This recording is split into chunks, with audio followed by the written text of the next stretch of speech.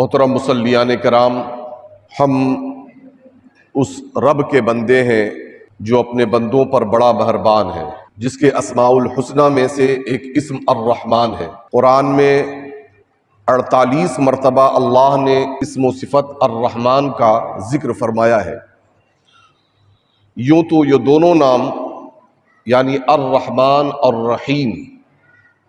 یہ دونوں الرحمن و الرحیم رحمت سے مشتق ہیں، یعنی رحمت سے نکلے ہیں، رحمت سے بنے ہیں، اور یہ دونوں ہم معنی لفظ مبالغہ کے صیغے ہیں، یعنی بڑھا کر کے کسی چیز کو پیش کرنا۔ لیکن الرحمن میں زیادتی لفظ کے باعث رحیم کی نسبت مبالغہ زیادہ ہے۔ رحمان کا معنی سب پر عام رحم فرمانے والا، اور رحیم کا معنی خاص پر رحم فرمانے والا۔ رحمان کا معنی سب پر عام ہے، تو اب پانی، ہوا، صحت، بارش، سورج کی روشنی بلا تفریق سب کو عطا فرمائی گئی۔ اور اسی طریقے سے یہ رحمانیت کی جلوہ گری ہے۔ سورج کے ذریعہ، چاند کے ذریعہ، ستاروں کے ذریعہ، پانی کے ذریعہ، ہوا کے ذریعہ، صحت کے ذریعہ جو لوگوں کو فائدہ پہنچتا ہے، تو ہر ایک کو فائدہ پہنچتا ہے۔ یہ اللہ کی صفت رحمانیت کی اس میں جلوہ گری ہے۔ لیکن ایمان، ولایت، نبوت، امامت، حکومت، عبادت، گبر و ترسا، مومن و کافر، ماننے والے نہ ماننے والے، سب کو اپنی رحمت سے یہ نواز دیا۔ یہ سب صفت رحمانی کا یہ ان میں رحیم کا معنی ظہور ہے، یعنی خاص لوگوں کو یہ چیزیں عطا فرماتا ہے اللہ، یعنی ولایت، امامت، نبوت، یہ ہر ایک کو اللہ عطا نہیں فرماتا ہے، یہ اس کی صفت رحیمی کی جلوہ گری ہے۔ دوست، دشمن، مومن، کافر و مشرک، سب کو اپنی رحمت سے نوازنا یہ اللہ کی صفت رحمانی کا ظہور ہے۔ لیکن آخرت میں اللہ تبارک و تعالی صرف ایمان والوں پر رحم و کرم کا معاملہ فرمائے گا، یہ اس کی صفت رحیمی کا ظہور ہے۔ بہرحال اس رحمان نے اپنی ساری کائنات پر رحم و مہربانی کے لیے اپنے محبوب کو رحمت للعالمین بنا کر بھیجا۔ اسی لیے ہمارے آقا کریم صلی اللہ تعالی علیہ وآلہ وسلم جہاں سید المرسلین ہے،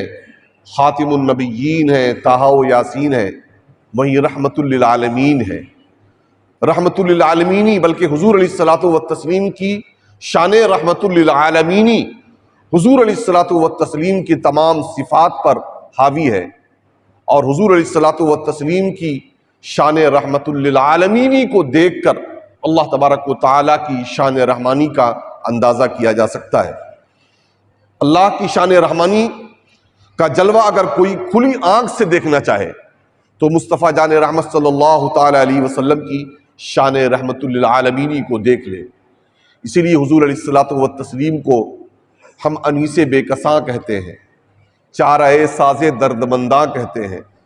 ہم حضور کو بے کسوں کا کس کہا جاتا ہے اور بے بسوں کا مسیحا کہا جاتا ہے۔ الطاف حسین حالی نے اسی لیے کہا ہے اور خوب کہا ہے کہ وہ نبیوں میں رحمت لقب پانے والا، مراد غریبوں کی بر لانے والا، مصیبت میں غیروں کے کام آنے والا، وہ اپنے پرائے کا غم کھانے والا، فقیروں کا ملجا، ضعیفوں کا ماوا، غلاموں کا والی، یتیموں کا مولا، خطا کار سے درگزر کرنے والا، بد اندیش کے دل میں گھر کرنے والا، مفاسد کا زیر و زبر کرنے والا، قبائل کا شیر و شکر کرنے والا، اتر کر حرا سے سوئے قوم آیا اور ایک نسخے کیمیا ساتھ لایا۔ اور آگے لکھتے ہیں کہ یہ پہلا سبق تھا کتاب ہدا کا، کہ ہے ساری مخلوق کنبہ خدا کا، وہی دوست ہے خالق دو سرا کا، خلائق سے ہے جس کو رشتہ ولا کا۔ یعنی اللہ تبارک و تعالی اپنے بندوں سے بہت محبت کرتا ہے، اور اپنے اسی بندے کو اپنا محبوب بناتا ہے جو بندہ کہ اللہ کے بندوں سے محبت کرتا ہے۔ اسی اولیاء کی تاریخ آپ اٹھائیں، غوث اعظم حضرت سیدنا شیخ عبد القادر جیلانی رحمۃ اللہ تعالی علیہ کا مہینہ ہے، اور محبوب الہی حضرت سیدنا خواجہ نظام الدین اولیاء رحمۃ اللہ تعالی علیہ کا بھی یہ مہینہ ہے۔ ان دونوں شخصیتوں کی تاریخ اٹھائیں، دیگر اولیاء کرام کی تاریخ اٹھائیں، آپ دیکھیں گے یہ سب اللہ کے بندوں سے ایسی محبت کرتے تھے، ایسی محبت کرتے تھے کہ عام انسانوں میں اس کی کوئی نظیر اور مثال نہیں پیش کی جا سکتی۔ ہم تھوڑا بہت ان کے عرس کے مواقع پر، ان کے تاریخ اور ان کے دنوں کے مواقع پر ہم ان کی نقل کرنے کی کوشش کرتے ہیں، ورنہ حقیقت یہ ہے کہ کہاں وہ اور کہاں ہم سے نقل کرنا بھی، ان کی نقل کرنا بھی ہمارے بس سے باہر کی بات ہے۔ یہ ہندوستان جن کے نام سے منسوب ہے، سلطان الہند خواجہ خواجگان ہند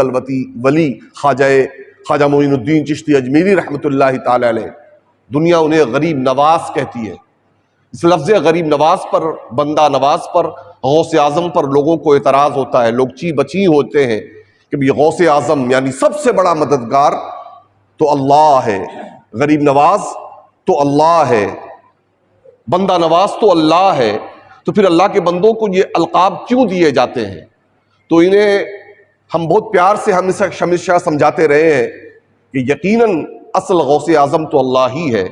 اصل غوث اعظم تو اللہ ہی ہے، اصل بندہ نواز تو اللہ ہی ہے، اصل غریب نواز تو اللہ ہی ہے، لیکن زمین پر یہ اللہ کے نیک بندے جو ہیں، یہ حقیقتاً اللہ تبارک و تعالیٰ کی زمین پر اس اخلاق، اس کی شان رحمانی کی یہ چلتی پھرتی تصویر ہے۔ ہم جب غوث اعظم کی سیرت دیکھتے ہیں، ان کے کارنامے دیکھتے ہیں، ان کے خدمات دیکھتے ہیں، غریب نواز کی شان غریبی نوازی دیکھتے ہیں، بندہ نواز کی شان بندہ نوازی دیکھتے ہیں، محبوب الہی کا کرم دیکھتے ہیں،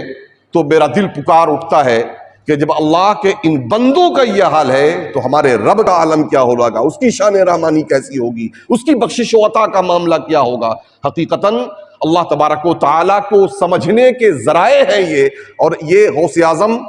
جو زبان زد عام و خاص ہے، چند لوگوں کے مٹانے کی وجہ کر اور منع کرنے کی وجہ کر نہ تو یہ مٹ سکتا ہے اور نہ یہ ختم ہو سکتا ہے، کیونکہ یہ عظمت و شان ان بزرگوں کو کسی نے اگر عطا کی ہے تو وہ ہم نے نہیں عطا کی ہے، ان بزرگوں کو یہ شان اللہ تبارک و تعالیٰ نے از خود عطا فرمائی ہے۔ یہ بھوکوں کو کھانا کھلانے والے، ننگوں کو کپڑے پہنانے والے، یتیموں کے سر پہ دست شفقت رکھنے والے، بیواؤں کا خیال رکھنے والے، مریضوں کے کام آنے والے، یہ انسانیت کی مسیحا، یہ تمام شخصیات انسانیت کے مسیحا تھے۔ اور قرآن پاک میں ایسے لوگ جو یتیموں، مسکینوں، یتیموں کا خیال کرتے ہیں، انہیں کھانا کھلاتے ہیں، اس کے بارے میں قرآن کریم میں کیا آیا ہے؟ اللہ پاک فرماتا ہے وَيُطْعِمُونَ الطَّعَامَ عَلَىٰ حُبِّهِ مِسْكِينًا وَيَتِيمًا وَأَسِيرًا إِنَّمَا نُطْعِمُكُمْ لِوَجْهِ اللَّهِ لَا نُرِيدُ مِنكُمْ جَزَاءً وَلَا شُكُورًا۔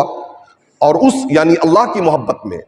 یہ مسکین کو، یتیم کو اور قیدی کو کھانا کھلاتے ہیں اور کہہ دیتے ہیں کہ ہم تمہیں محض اللہ کے لیے کھلاتے ہیں، تم سے بدلہ اور شکریہ نہیں چاہتے ہیں۔ میں نے یہ آیت کریمہ پہلے بھی کئی بار بیان کی ہے کہ یہ آیت کریمہ کا بیک گراؤنڈ کیا ہے، شان نزول کیا ہے؟ وہ شان نزول یہ ہے کہ حضرت مولا علی شیر خدا جو سرتاج اولیاء ہے، اولیاء کے سردار ہیں، ولایت کا منبع اور مخزن ہے، اور تقریباً تمام چند سلاسل کو چھوڑ کر تقریباً تمام سلاسل کا چشمہ اگر پھوٹا ہے وہ حضرت مولا علی شیر خدا رضی اللہ تعالیٰ کے عن سے پھوٹا ہے۔ حضرت مولا علی شیر خدا رضی اللہ تعالیٰ عنہ کی ذات بابرکات سے نکلا ہے۔ وہ حضرت مولا علی شیر خدا رضی اللہ تعالیٰ عنہ کا یہ واقعہ ہے کہ روزہ رکھ رہے ہیں، اور اس کے بعد جب دسترخوان پر روٹی لے کے بیٹھے ہیں، خود بھی روزہ ہیں، ان کی اہلیہ محترمہ حضرت فاطمہ زہرا خاتون جنت بھی روزے سے ہیں، حضرت فضہ جو ان کی لونڈی ہے وہ بھی روزے سے ہیں، اور حال یہ ہے کہ دروازے پہ دستک ہو گئی۔ پہلے دن مسکین روٹی اٹھا کر دے دیا اور مسکین کو، اور خود اگلے دن اس پانی پی کر کے انہوں نے روزہ کا افطار کر لیا اور اگلے دن کے روزہ کی نیت کر لی۔ دوسرے دن پھر دروازے پر قیدی آ گیا ہے، پھر تیسرے دن جو ہے دروازے پر اسی طریقے سے یتیم بچہ آ گیا ہے۔ تو یہ 3 دن لگاتار اپنے سامنے کا کھانا اٹھا کر مسکین کو، یتیم کو اور قیدی کے حوالے کیا، اور خود یہ اللہ کی راہ میں خرچ کر کے یوں ہی روزہ رکھ لیا۔ تو اللہ پاک نے ان کی شان میں یہ قرآن کی آیت کریمہ نازل فرمائی کہ اپنے سامنے کا کھانا یتیموں کو، مسکینوں کو، اسیروں کو کھلا دیتے ہیں،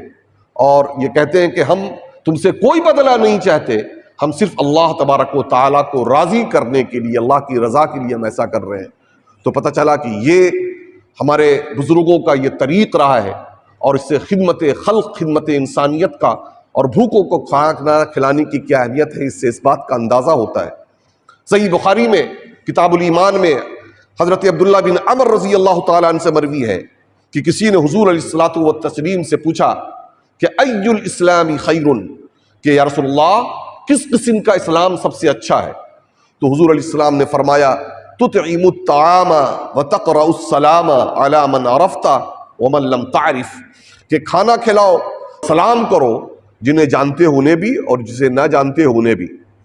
اور قرب قیامت کی علامتوں میں سے یہ علامت حضور علیہ السلام نے بتائی ہے کہ لوگ جان پہچان والے کو اپنے سلام کریں گے۔ آج حال یہ ہوتا ہے کہ ہم نکلتے ہیں تو اچھا خاصا دیکھنے سے، چہرے سے دیکھنے سے معلوم ہوتا ہے کہ بندہ اللہ کا نیک بندہ ہے، مومن ہے، نمازی ہے، حاجی ہے، چہرے پر داڑھی ہے، ٹوپی ہے، لیکن ہم اسے نہیں پہچانتے ہیں تو سلام کرنے کے لیے تیار نہیں ہوتے ہیں۔ یاد رکھیں یہ قرب قیامت کی علامتوں میں سے ایک علامت ہے۔ ٹھیک ہے چہرے مورے سے پتہ نہیں چلتا ہے کہ بھئی بندہ کون ہے، لیکن جسے ہم چہرے مورے سے پہچان رہے ہیں، ہم نام نہیں جانتے، علاقہ نہیں جانتے، خطہ نہیں جانتے، اس وجہ کر اسے سلام نہ کرنا، یہ حقیقتاً صحیح اسلام نہ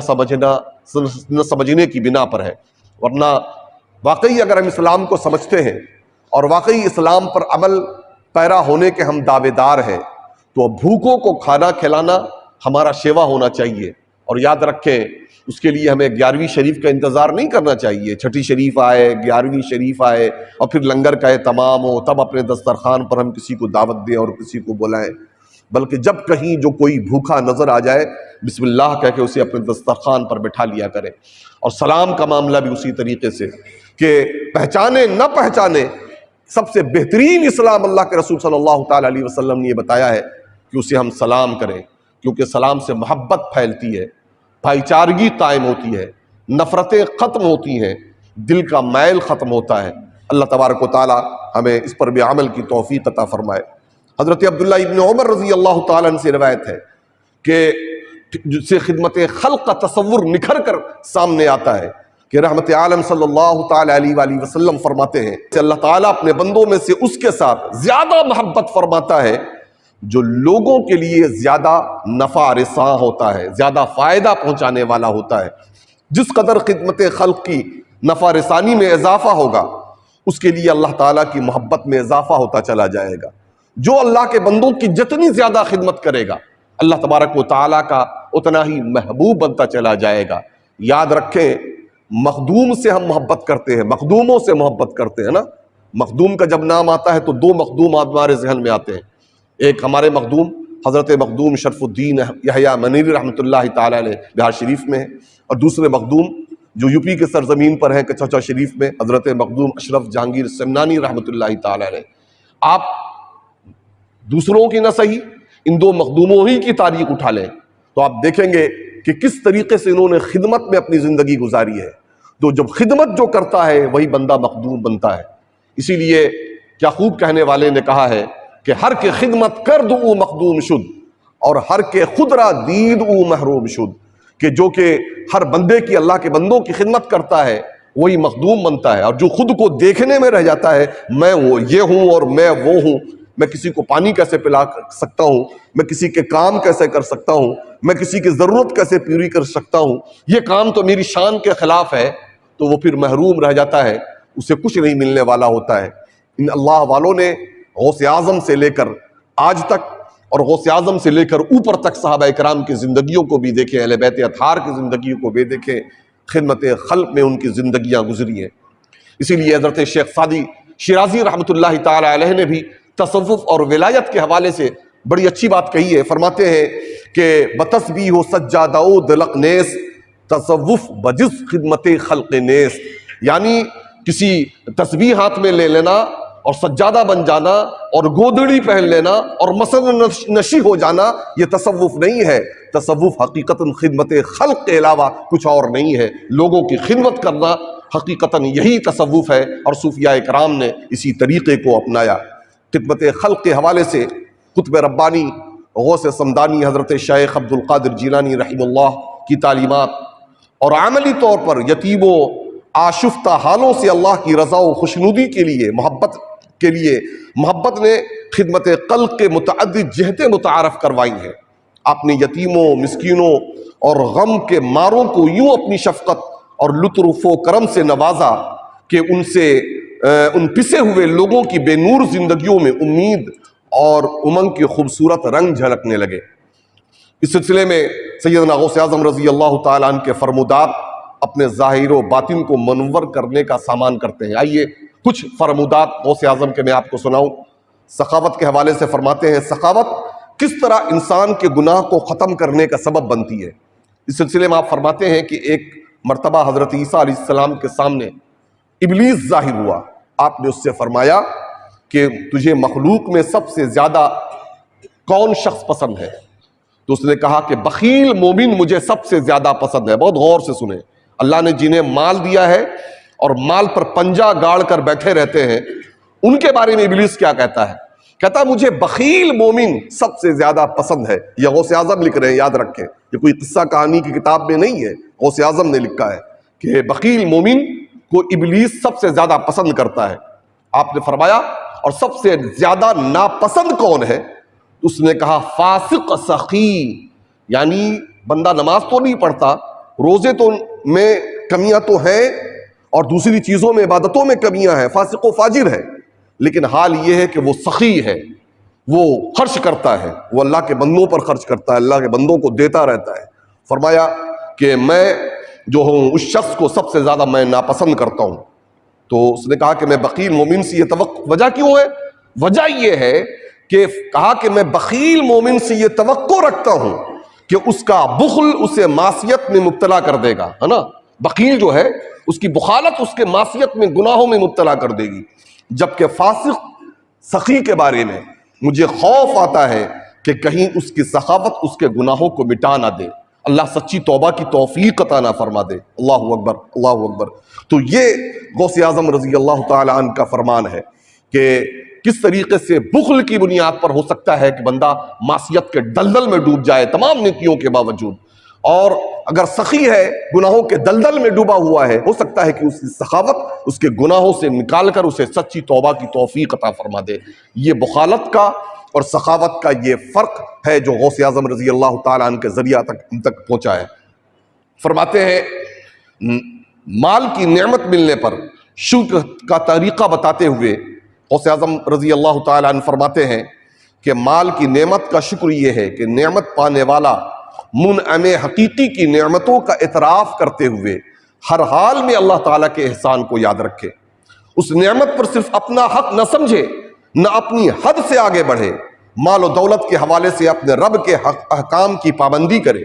پھر اس کے حقوق مثلاً زکوٰۃ، کفارہ، ہدیہ، صدقہ اور مظلوموں کی حد المقدور مدد لازم جانے۔ یہ آپ کی تعلیمات کا حصوں میں سے ایک حصہ ہے۔ آپ فرماتے ہیں کہ میرے نزدیک بھوکوں کو کھانا کھلانا اور اچھے اخلاق زیادہ فضیلت والے کام ہیں۔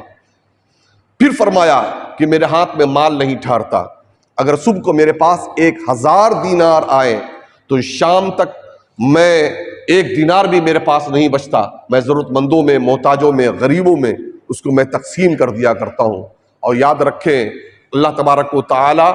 اس شخص کو اور زیادہ عطا فرماتا ہے جو زیادہ خرچ کیا کرتا ہے، جو زیادہ خرچ کیا کرتا ہے۔ پہلے بندہ جو اپنی ذات پر خرچ کرتا ہے تو اس کے حساب سے ملا کرتا ہے، لیکن جو اللہ کا بندہ ضرورت مندوں میں خرچ کرتا ہے، اپنے رشتہ داروں میں، اپنے اعزاء میں، پڑوسیوں پر، بھوکوں پر، ننگوں پر، محتاجوں پر، دینی کاموں میں فرق کرتا ہے، پھر اللہ تبارک و تعالی اس بندوں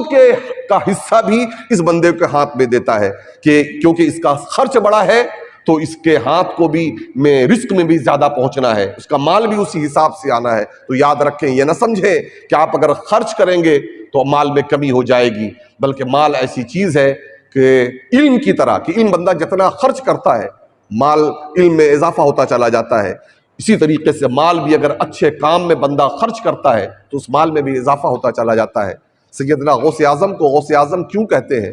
یاد رکھیں، ایک پیارا واقعہ مجھے یاد آتا ہے کہ آپ حج کے لیے روانہ ہوئے، بغداد معلیٰ سے جب نکلے ہیں تو ظاہر ہے